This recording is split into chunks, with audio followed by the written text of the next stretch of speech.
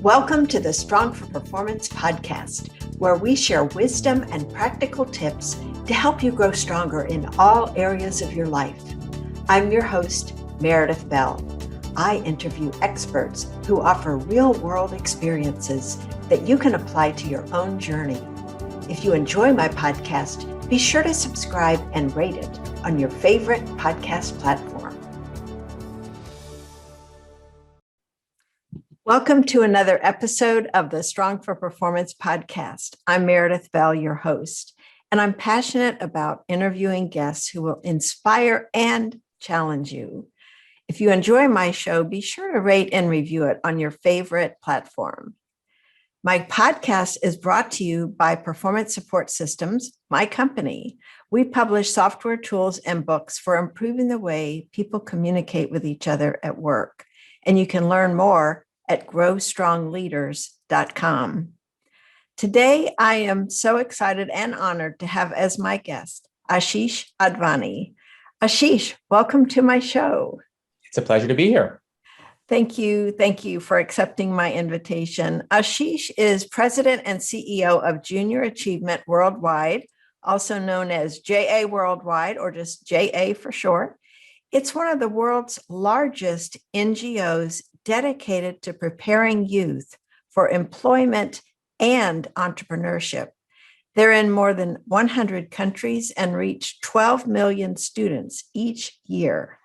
And what I love about Asheesh is he is a lifelong social innovator. He has a passion for entrepreneurship. He is an alumnus of JA himself and found that his participation in the program as a teenager stayed with him during his entrepreneurial endeavors, which have included leading 2 businesses from startup to acquisition. And his first venture was acquired by someone you may have heard of, Richard Branson, and his Virgin Group in 2007, and it was rebranded as Virgin Money. Also, Asheesh is a member of Marshall Goldsmith's cohort of 100 coaches, and he is committed to sharing leadership lessons and to mentoring the next generation of leaders. So Asheesh, hello again. And what I want to start off with is for my listeners who may not be familiar with JA, I really want them to learn what Junior Achievement is all about, because my guess is, because of who some of my listeners are, they may want to know more and even get involved as volunteers themselves. Well, that would be awesome. You know, one of the things about JA, I'll describe exactly what we do in a moment, but we've evolved into becoming one of the world's largest volunteer engagement organizations, which has sort of happened to some degree on its own. That wasn't specifically our mission, but as we think of how we deliver our educational programs, what we found is volunteers who have a business experience set from companies, for example, are the best role models for kids to expose them to what careers actually look like. So if any of your listeners are interested in volunteering or work for companies who would want to engage, there's a very simple way for them to get involved. But let me first, answer your question and tell you what JA actually does. So believe it or not, we are over 100 years old. So we turned 100 in 2019. And throughout the entire history of JA, we've had the mission of inspiring and preparing young people for the global economy. In the early days, what that really meant was we were preparing young people who'd come back from World War I to get integrated into society and have the skills for jobs. Mm-hmm. Over the course of the early years of JA, we were largely known as a program in the United States that helped young people develop the skills to launch a business and actually get business skills. As the world, changed after the Second World War, we grew, and we now operate in over 115 countries. And in all of the operations of JA, around the world, we are still committed to that mission. But of course, the way we do it varies dramatically based on the circumstances of each local sort of country and office. That's great. And so what was it that brought you to work at JA? What appealed to you? And just tell us more about what you personally are involved in doing in your role as CEA. Sure. CEO, sorry.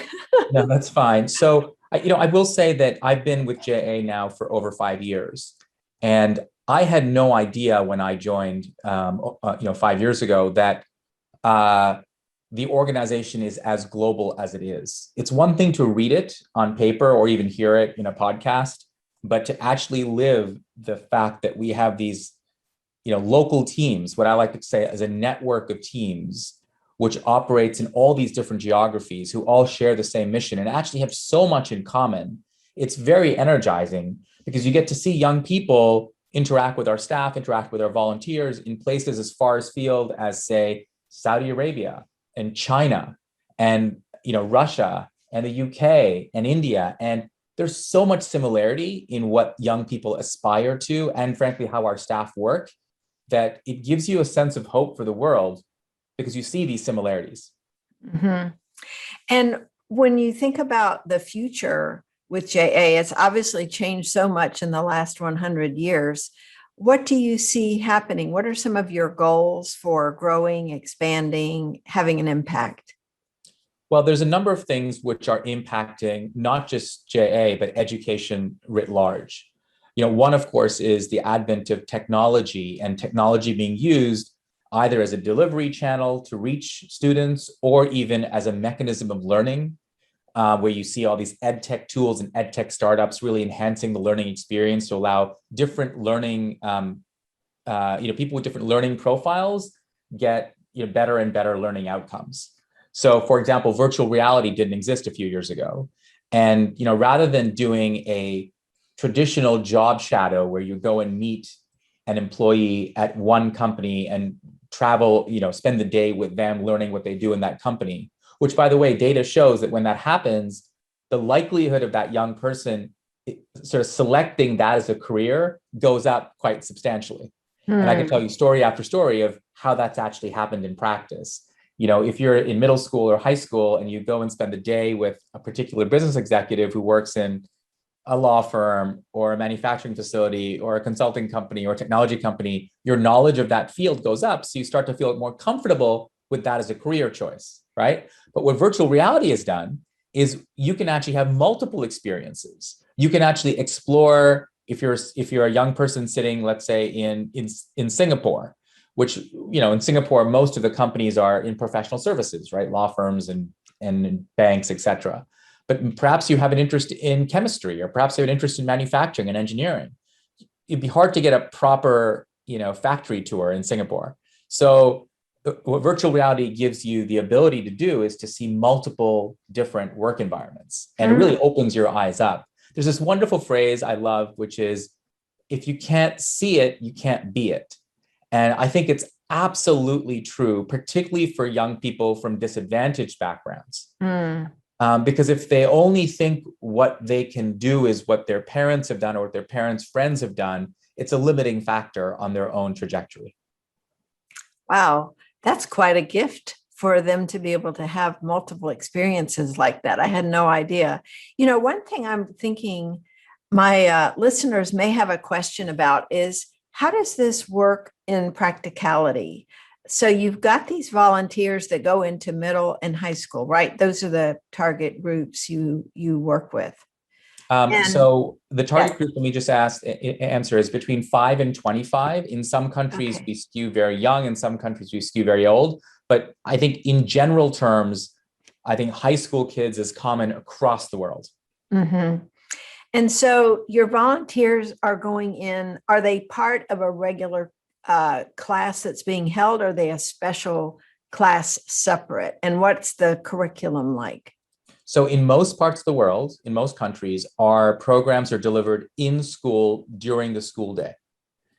And we built very deep relationships with ministries of education at the local level, at the national level, at the regional level, depending on the country, to enable that to happen. That's actually one of the core strengths of our organization. In addition to having that school time, in some parts of the world, we also supplement that with after-school programming, or if we don't have access to school time, we exclusively focus on kids in an out-of-school setting. For example, 70% of young people in Africa are actually out of school.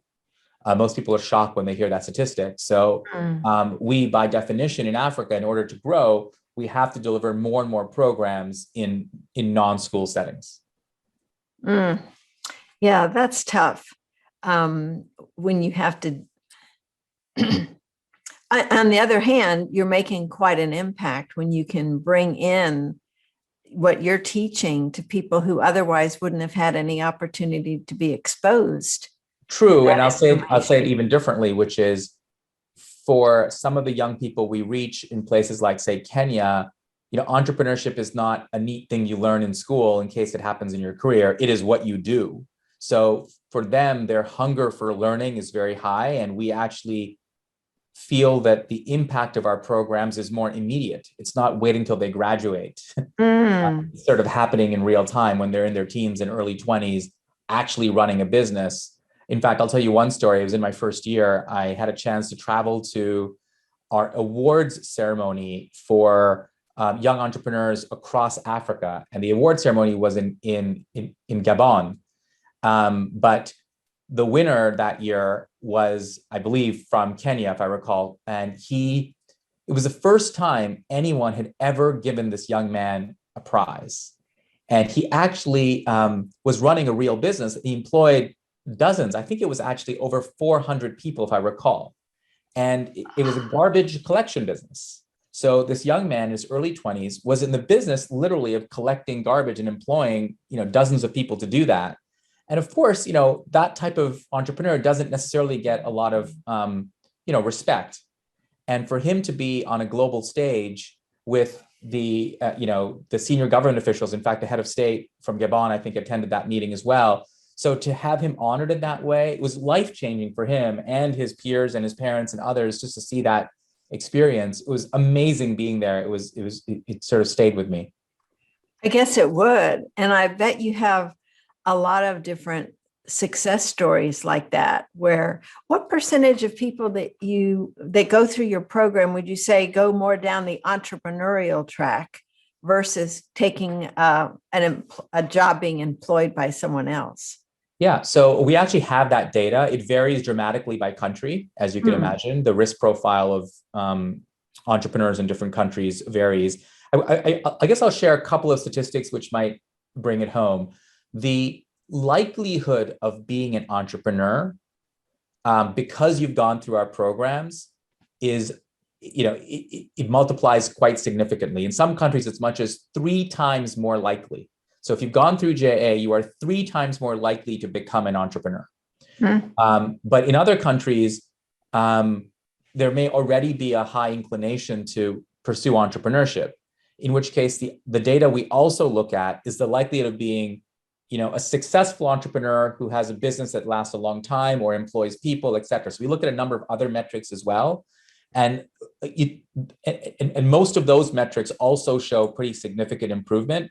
It varies quite dramatically by cohort and by how long you track the data and how old the entrepreneur is. So to give you a general quick data point, I think would be inaccurate. But what we've done is we put all the data in one report to make it easy to find. So on our website, we actually have an impact report, and we track each country's data and show the differences. Oh, great. Yeah, I'd love my listeners to go in there. And that's JA Worldwide. Yeah, jaworldwide.org and /impact, or you click on the impact link and you can see all the data. We're actually pretty good, and we're becoming better at tracking the nuance of the data, because it's sometimes very easy to have a great soundbite and say, 50% of young people become entrepreneurs, but really to look at the impact of your programs, you've got to look almost 2 or 3 levels of detail below that. You've got to look at different cohorts, right? So how is it different across countries? How is it different across programs? What happens when you actually have a deep program? Like we have one program called the JA Company Program. That's a very deep program that kids do over multiple weeks. And then we also have lighter touch programs where young people are just inspired by virtue of being exposed to a role model, an entrepreneur. We've got job shadow days, which are 1 day long, which actually have a pretty substantive impact. It's very high ROI, right? On 1 day, you can really change somebody's life, while other programs are over 18 weeks and they're more about skill building than about attitude shift or behavior change. So I get into the weeds on this stuff because I love it, but I do think that impact tracking is so critical for nonprofits to be good stewards of funding. Mhm. Well, yes, I think that's very powerful. And thinking about you kind of zooming back, being, in charge of it's 6 different regions that you've got, right? Countries. Well, so we organize our network, as I mentioned, 115 countries, but we are also organized into 6 regions, Mhm. Africa being a region, Europe being a region, et cetera. And that also gives us the kind of structure, which actually most NGOs don't have, I've noticed, which allows us to have a regional level of governance as well. It helps with risk management. It helps with programs. Like, for example, there's some amazing programs that are across, all of Africa or across all of Europe. And it allows, I think, we actually use some language to describe the decision rights and how they vary over these different places. It's called fixed, flexible, freestyle. So some things are fixed, which are globally fixed. Some things are regional, which are flexible. So for example, there's a great European program that will be regional and flexible. And some things are freestyle, which are very locally run and very locally administered. And in some parts of the world, like the United States, you can imagine the education is run by local towns. So you actually have to be designed to be very locally flexible because you want to work with the school system. Mhm. While in other countries, it's very centrally run. In Kenya, for example, it's very centrally run. I keep using Kenya as an example. I should use others. But while in China, it's a bit of a blend. There's a lot of central control in education, and we're one of the few NGOs that has the permission to operate in Chinese schools. We're very grateful for that. But yet there's a lot of sort of complexity in the way that's done in different parts of China. So we've got multiple regional offices even within China.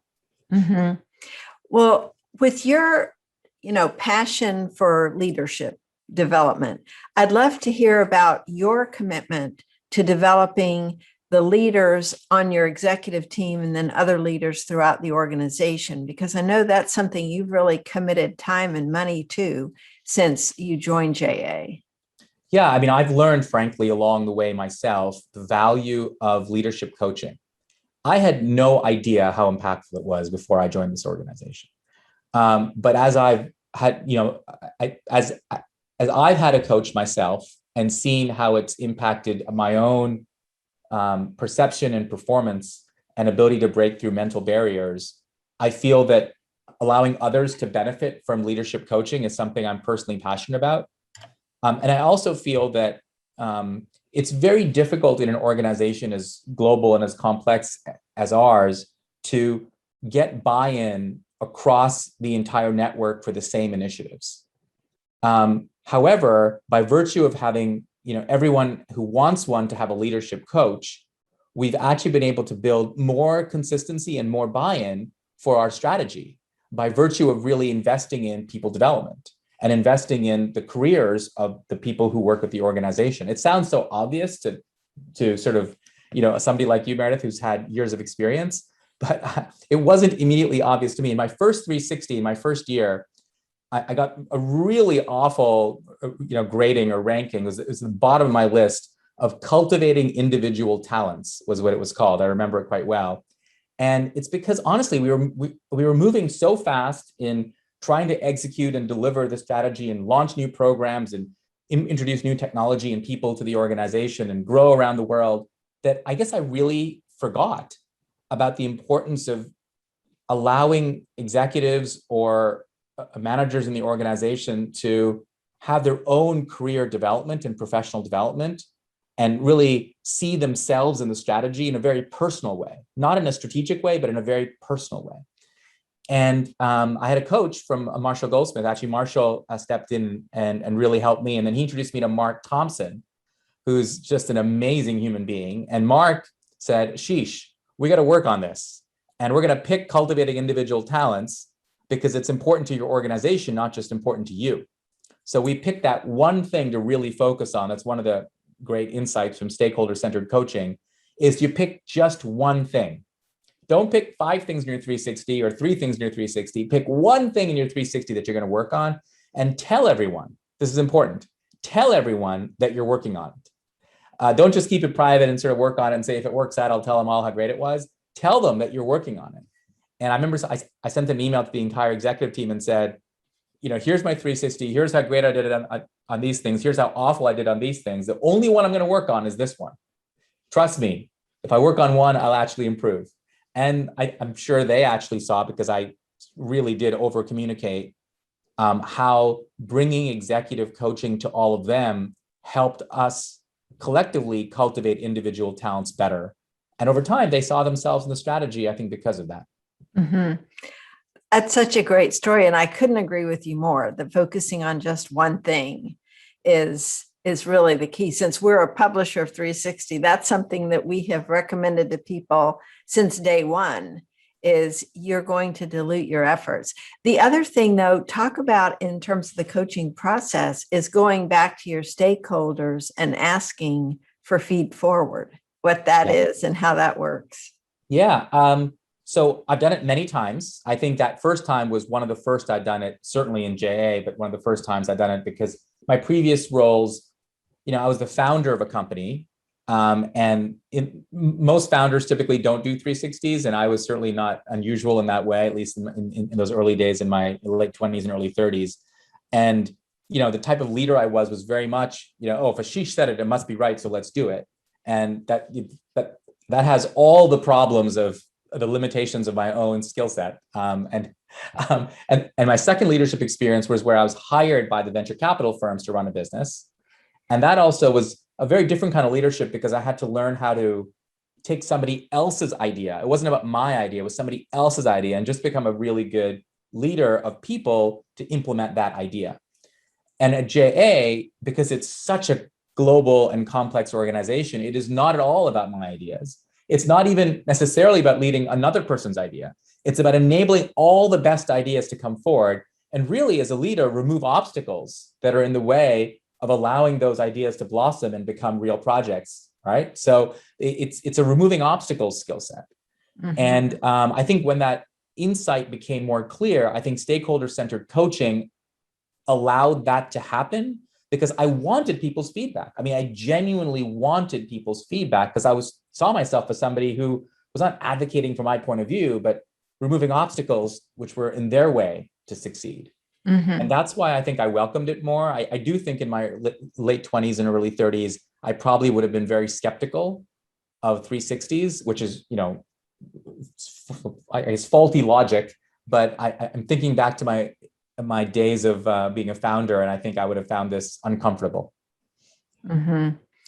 Yeah, in your own growth over the years, you can see the value of it sounds like. And so what impact would you say that having coaches for this group of leaders in your organization, what effect has that had on your ability to work well together as well as throughout the organization? Well, I'll say some people loved coaching and just threw themselves into it, and others didn't have as positive an experience.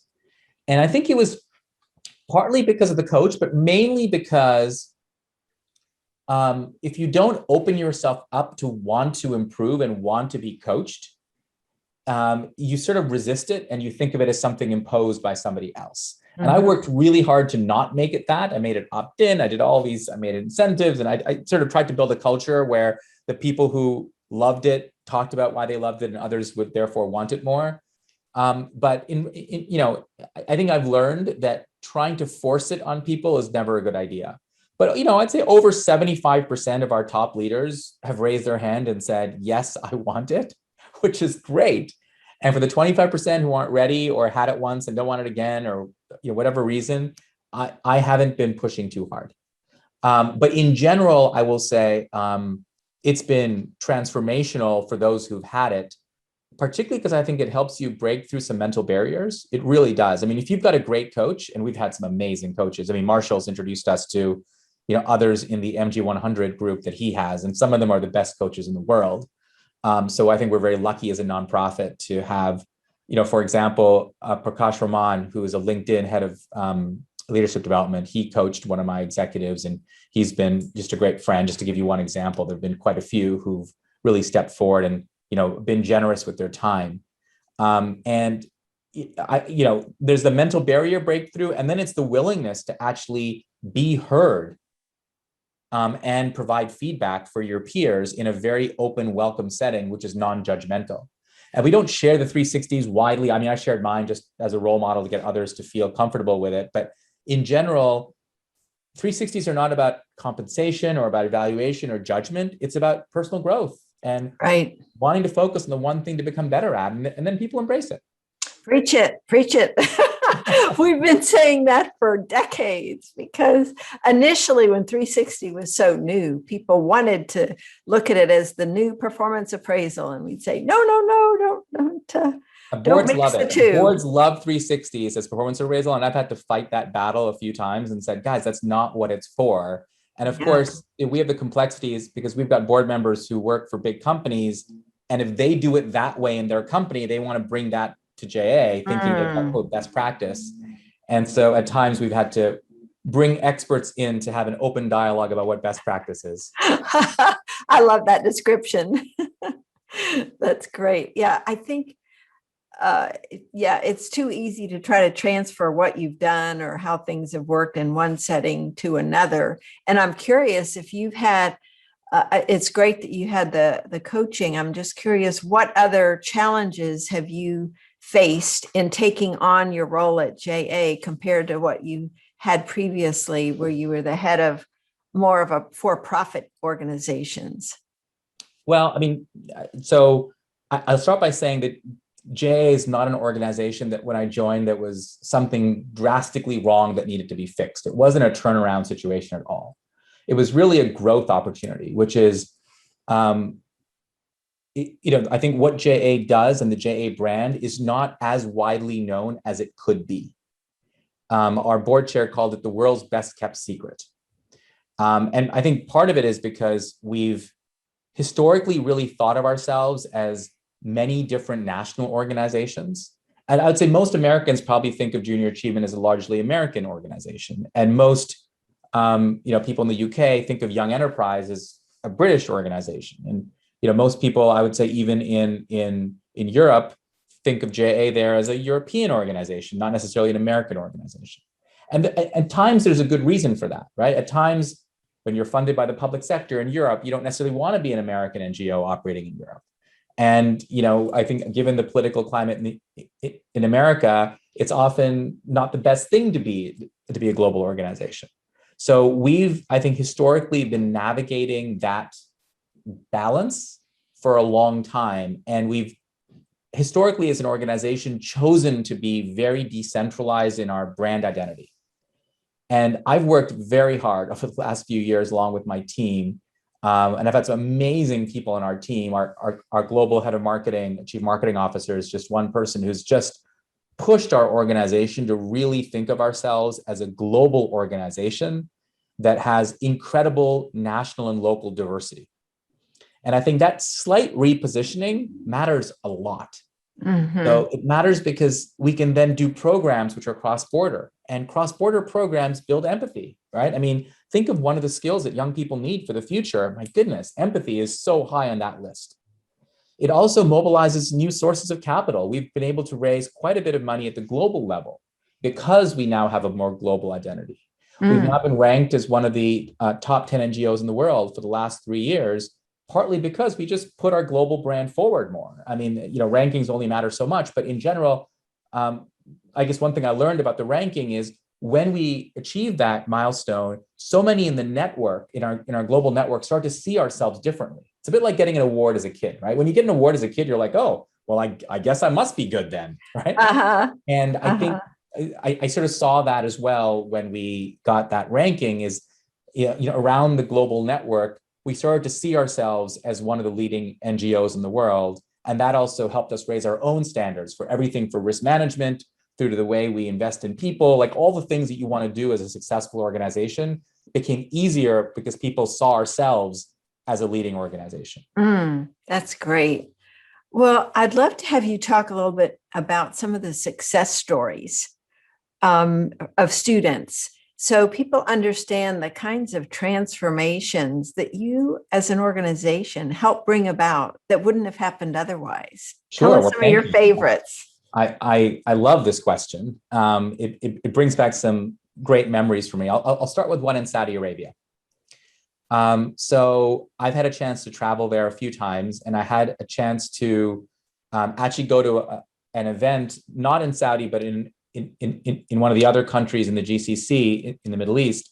And there was a young woman, I guess girl from Saudi Arabia, who was a competitor in one of the competitions we have. We've got all these entrepreneurship competitions. And she was on a team of, I think, 4 others. And she was the chief financial officer of her student business.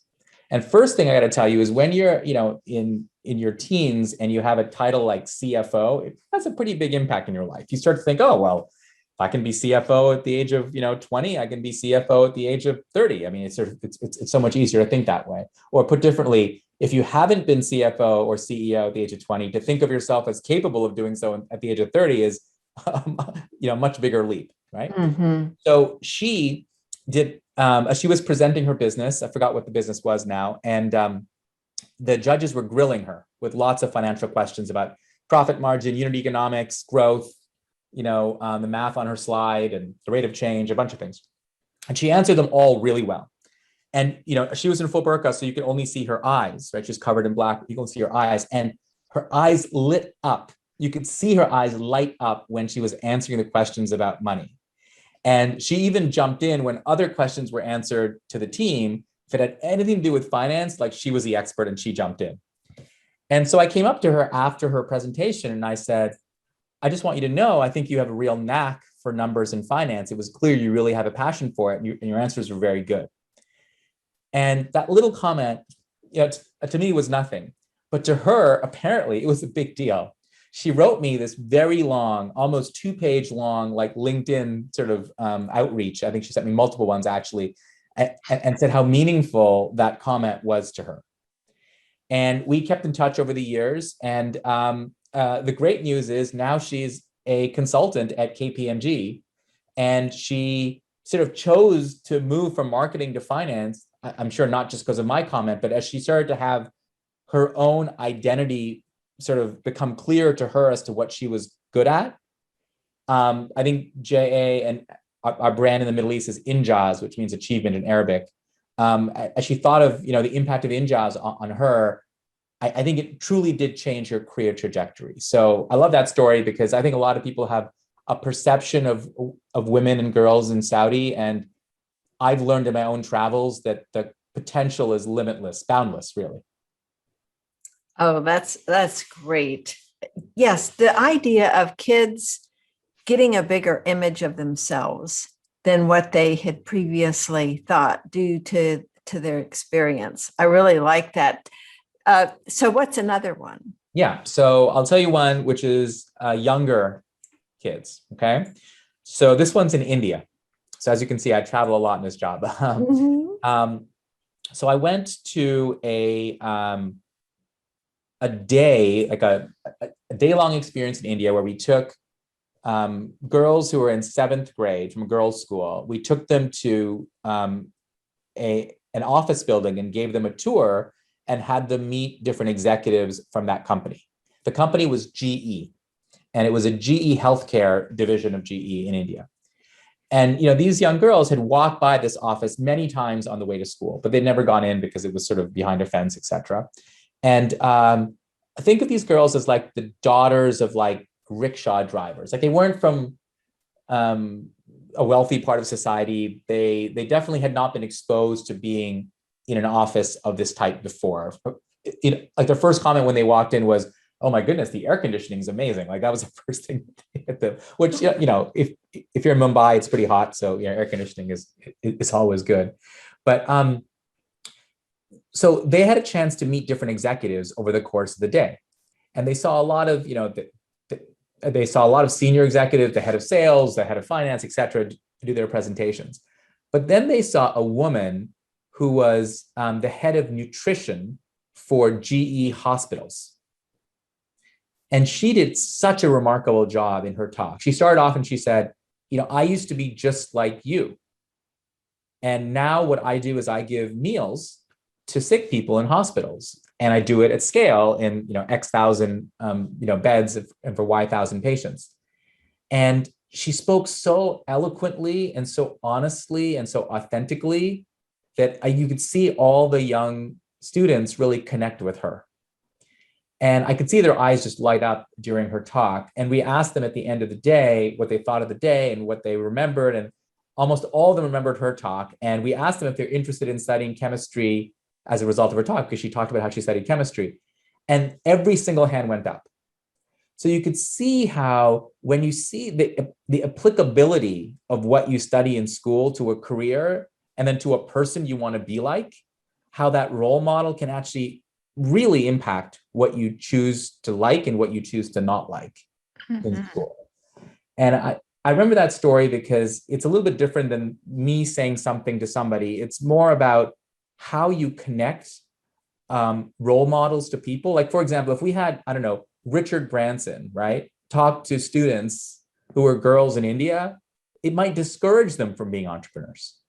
But if you have a person like this nutritionist talk to these young girls and say, you could have a career like mine, all of a sudden they see a real role model who's just like them. I think being intentional about role models being very similar to the audiences that you serve is one of the lessons that I've certainly drawn from my time at JA.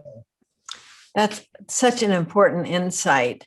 And when you have your programs in the schools, do you bring in any special speakers beyond the volunteers that are helping to teach the curriculum? Well, yeah. So there's quite a few guest speakers we have at JA in different settings, sometimes in school settings, increasingly during COVID in an online sort of Zoom format. We also have quite a few board members at JA who themselves are great role models. So we have, believe it or not, about 8,000 board members around the JA network, such a big number. I know every time I share that, people go, how do you guys run anything with that many board members? Well, I mean, the good news is we're organized into many, many different national and local entities. So 115 countries, many countries have different states and they all have their own board and, local cities, et cetera. So it does add up to a big number. Typically our boards are between 10 people to say 30 or 40 people big. So they actually run quite well on their own. But that number of board members, many of them are really successful business people. In fact, many of them are JA alumni. So we have over 100 million living JA alumni. So we have quite a nice group to draw from. Of course, we don't keep in touch with all of them as well as we could, but in general, it's such a great renewable resource, right? We can always come back to these amazing business leaders who see the value of what they did through the program and want to give back. Well, when we were talking earlier, we were talking about leadership and leadership development. I know you're passionate about that also in bringing it down to the student level, not just within your own team. What are some of the things you're doing or plan to do related to helping students develop leadership skills? Yeah, no, it's a great question. So for example, we have a program in India, which is one of our sort of marquee leadership development programs. We partnered with an organization there called the Global Education and Leadership Foundation, TGELF, TGELF, the Global Education and Leadership Foundation. They've developed a curriculum called LEAD, which is all about empathy and altruism being part of the definition of leadership. So it's very values-driven curriculum, and they do it in schools in India. So we are trying to globalize that curriculum. We've been trying to bring it to China, for example, and there's a lot of interest right now around the world in ethics and altruism and empathy being part of the curriculum. So we believe we're at the right place, the right time. Of course, there are many other JA national offices which also have a great leadership curriculum, but the one in India I felt is a particularly strong one. But to answer your question more at, say, the 10,000 foot level, our mission has always been to inspire and prepare youth to succeed in the global economy. Increasingly, youth unemployment is a significant problem, particularly in Africa and the Middle East, where the unemployment rates for young people in their 20s is sometimes 30, 40, 50% in some countries. So we are one of the few NGOs that reaches young people at the stage, like a young enough, where you can actually build this sort of sense that you can be a job creator, you can have economic agency when you're older. So even if you're reaching a young girl and you introduce her to STEM skills, and in addition to sort of becoming an expert in STEM or learning chemistry, you actually also impact the mindset of the person to think of themselves as an entrepreneur or somebody who can be an entrepreneur and create a job for themselves and for others. That's very empowering. That really addresses the problem of youth unemployment writ large. And I do think the education systems are changing in that way, in that they're recognizing the importance of this mindset piece. So it's not just all about skills, but it's also about a positive psychology and mindset. I think that social emotional learning sort of element to schools is becoming more and more important. I couldn't agree more. I'm so glad to hear you're addressing that, because so much of what limits people in their lives is what they think about their possibilities and their opportunities. So it's so cool that you're not just teaching them some of the, I don't want to say technical skills, but the business side of things, but also addressing their beliefs and ideas around what's possible. So that's so exciting. Asheesh, I'm so excited about the work that you're doing. And I know that after listening to this conversation, we're going to have some people that go, where do I sign up? How do I learn more? Because I will give you a little testimonial. I have a brother in Virginia Beach who was a volunteer with JA for many years, and he served on the board there for many years also. So he's an example of one of your local Awesome. board members who's, he and his company were very committed to the work that you all are doing. So I've heard about it for years before I ever got to meet you. So that was cool from a different perspective. Well, that's great. Thank him for us. We love to have board members who have such a great memory of JA come back and think of a different role that they want to have. Because there's so many different ways to help, right? You can be a mentor to young kids. You can be involved with governance. You can be involved with an event. We've got so many events. I mean, unfortunately, COVID's made it hard to continue some of the in-person events, but we historically as an organization have organized such amazing experiences. In fact, our volunteers often tell us they feel they get more out of JA than even the youth that they're connecting with, because it changes their own perspective and their own life in a way that's so real for them. So we don't track that, or we don't sort of measure it, but I kind of wish we do sometimes, because we hear anecdotally how much impact we make on the adults as well. What are the mentoring opportunities that people can, if they're not going to be able to go in and teach your curriculum? Talk a little bit about the mentoring piece. Yeah, sure. So we have an alumni network of people who've been through the program and want to continue to stay involved. And I think some of the young alumni, when I say alumni, I think like teens and 20s, not like 50s and 60s.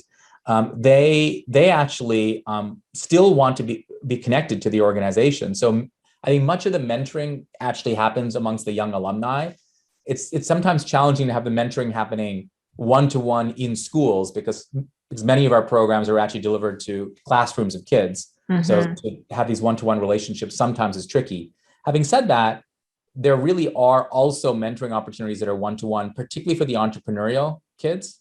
So we have this program I mentioned already called JA Company Program, where effectively you are a mentor to a team of between 2 and 10 kids, depending on the size of the entrepreneurial team. And you meet with them once a week for a certain number of weeks. And now, because of COVID, everything's done through Zoom. So it's very easy actually for mentors to be able to get that satisfaction of seeing a relationship develop. Yeah, face to face. Yes. So that's one very concrete way that they can get involved, is by mentoring entrepreneurial kids. That's great. Well, I know I have a lot of business owners and entrepreneurs that listen to my show, so I know they'll connect with what you're saying. And for those that would like to follow up, connect with you, connect with JA, we'll put all the links that you had sent me on the show notes page, but why don't you share that for those that are listening instead of checking out the show notes page? Sure. Well, a couple of things. So jaworldwide.org is the URL of the website, and there's lots of ways you can engage even on that website, signing up for various things. If you want to reach me directly, my LinkedIn profile and connecting with me through LinkedIn is nice and easy, Asheesh Advani. But if you want to get involved with your local JA, so in other words, if you don't necessarily want to connect at a global level, but you want to connect very locally, you can also do that. You can navigate there through our website, or you can navigate there if you're in the US through juniorachievement.org, which is the US website. And that also has a number of links to all the local JAs. You can also just Google your state or your city and JA, and I'm sure you'll find the website for your local JA that way. So lots of different ways to get involved. I would encourage you, though, one of the most fulfilling things you can do is to actually serve on a JA board for a good 2 to 3 year term. That gives you a sense of sort of not only the governance of the organization, but all the moving parts that allow you to connect at the time and place that you want. So I just wanted to sort of do a quick shout out for all the board members who do that, because it really is, I think without these board members, we wouldn't exist. So it's really great to have their support and time. Well, I want to thank you, Asheesh, for all the excellent work you and your teams across the world are doing to help young people develop as citizens and also as entrepreneurs and future employees, perhaps, but as people. Your focus on building them up as individuals is fantastic and so needed. So I appreciate you individually and everybody in your organization that's doing this great work. Well, thank you for saying those kind words. I want to appreciate you as well for inviting me, but also all the work that you do on leadership. I've got to tell you, I didn't get a chance to do a shout out for your book, but I've been using this book and especially the chapter on appreciation. In fact, just before this call, I actually sent some notes of appreciation to people being reminded after reading your book. So thank you. Oh, thank you. And what Asheesh is referring to, for those of you listening, is connect with your team, mastering the top 10 communication skills. Thank you for the shout out about that. And it's so true. That one chapter is so critical for effective leadership, is making sure you notice and express appreciation for it, which you did for that student. And that's why she was so touched, because it's done so rarely. So thank you for bringing that up. I appreciate it, and I appreciate you. Thanks for tuning in to the Strong for Performance podcast. Now head over to growstrongleaders.com/free and grab our ebook, Listen Like a Pro. You'll find out how to connect on a deeper level with the people who matter to you. And while you're there, check out our 2 books, Connect with Your Team and Peer Coaching Made Simple. Until next time, I'm Meredith Bell.